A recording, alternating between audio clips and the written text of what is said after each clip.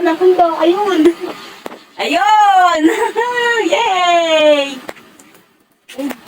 Grabe, ang haba ng ng bilaran ng mais na to, oh.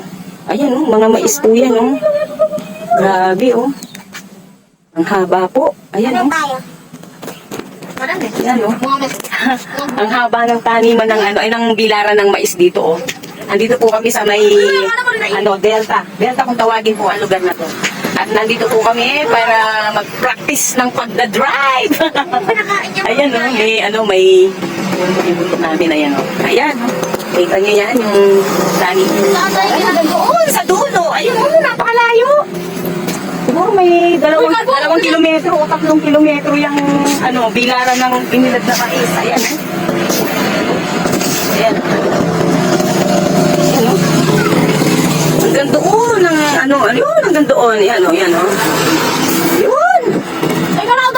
Ayun, oh. Ayun yung aming kolong-kolong. Yan yung kulay, na yan, yung maliit na yan na kulay red. Ayan. Layo na.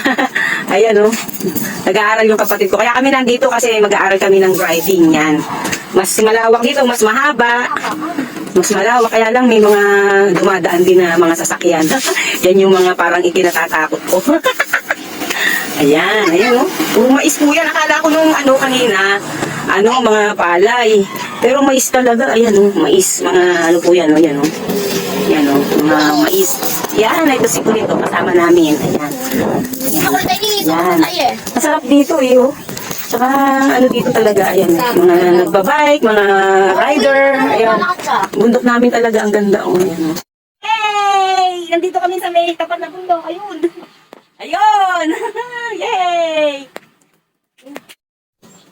Bundok. Ayan na nakapamasyal. Ayan, ang ganda. Ayan. Oh!